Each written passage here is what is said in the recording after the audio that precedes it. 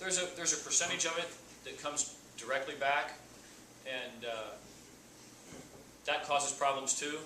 The more that comes back, the more that has to be treated so that it can be disposed of. Yeah, you just can't take that water out of our ecosystem.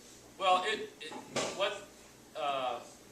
it will over time return through the different stratas and come back into the system.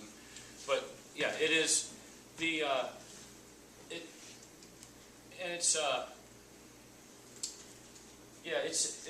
it's an interesting, and I understand your question. And while it sounds like a lot of water to us, I was sitting at the Loyalsock Creek one day, watching the creek go by, and maybe sipping a Goldman, I don't know. And it was in June, and the water was moderately high, and we just tried to figure, okay, the creek's moving maybe 3 miles an hour.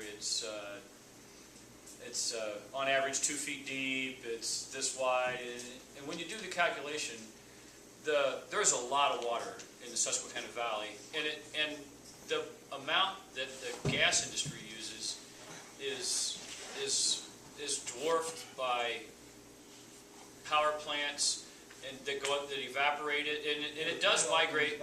I'm not going to argue with you. I told you I'm not going to argue with anybody tonight. Okay, it does. It gets injected down into the earth. It doesn't leave the earth. It's within the earth, and it does migrate back. It's going to take it years and years and years to migrate back into aquifers and everything again. But it's not like it's not being pulverized and done away with. One of the concerns is how fast does it migrate back into aquifers, and will it be filtered, and will the stuff that they use in the frac be naturally filtered out of it by the time it does get back into our system and into our ecosystem and aquifers. So down in Texas and Oklahoma and some of the other states that have different rules and laws, what they do to dispose of dirty water down there is they do a thing, they intentionally blast it down below, use deep well injection to get it below the stratas that our water and our aquifers are in, and kind of lose it for a period of time on purpose. There is water that, I won't deny it, there is water that doesn't come back. I think the flow back is 20%, so there's 80% of it that maybe, so it's different in different areas of Pennsylvania. Sometimes it's about 25%. But there is water that's getting injected down there for the fracking that's not coming back. Well, the thing that concerns me, that the Colorado River had a lot more water in that river basin, and there's very little bit of it comes out the other end. Well, they don't have, I was, with the TV show that I was on the other night, I was with another state representative that's out from western Pennsylvania. And over here on the eastern part of the state, we've got the Delaware River Basin Commission that regulates withdrawals from the Delaware River Basin. Then we've got the Susquehanna River Basin. But once you get past Denton Hill and any of those areas that you go when it says you're leaving the Susquehanna River Basin, over in western Pennsylvania, they don't have river basin commissions. And that's what they don't have. They do not have it in Colorado, but they didn't. There wasn't anybody regulating who was withdrawing to make sure that you weren't taking out too much water here and here and here, so that by the time you got down to the bottom of the Colorado River, there's no river. That's allegedly what the Susquehanna River Basin Commission is supposed to be doing with these water flows, is making sure that we're not taking out more water than any of the watersheds can support. I'm not saying they're perfect at it. I'm just saying that's what their job is to do, and there's a lot of people that are questioning them and watching them.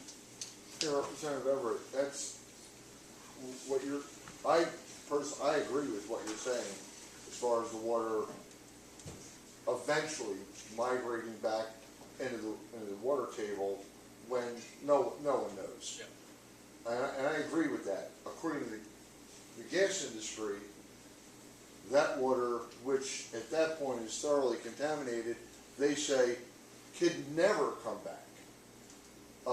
So what you have two scenarios.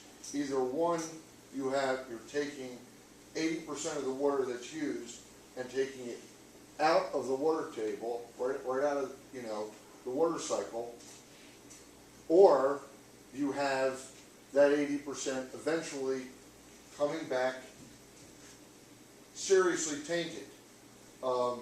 Neither one of those are really good scenarios. And Yeah, except the sea levels rise and we have too much water anyway.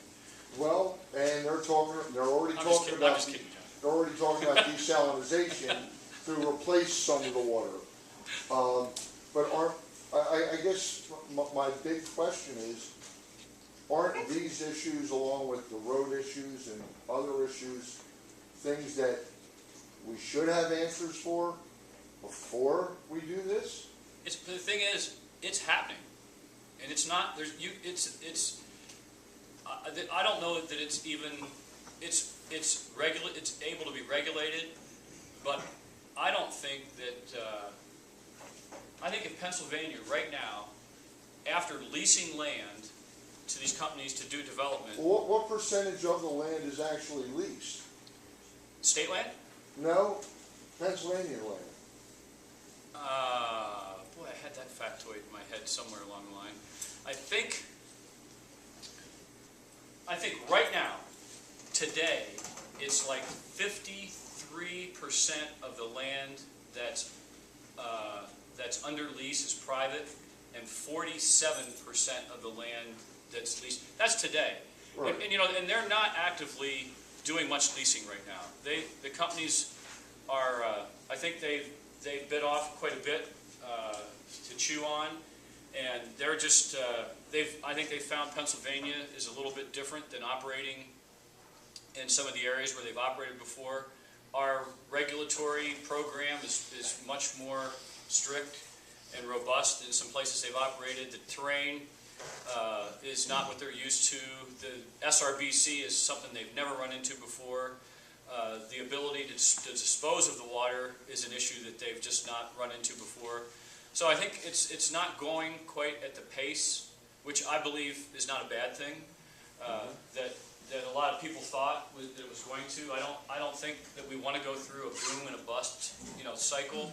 I'd rather see a more measured, development, and I think that's what's happening. I read the rig reports and all kinds of stuff that people send me, and while it is ramping up, it's not ramping up anything like what the projections were 3 years ago of how fast it was going to ramp up. And I think those are all good things. I think that gives us some time to work through these problems, rather than just have the big gold rush scenario. And that's problems are being identified, and so far we've dealt with them, and we're going to continue to. Is all I can say. I don't think that the moratorium thing is feasible.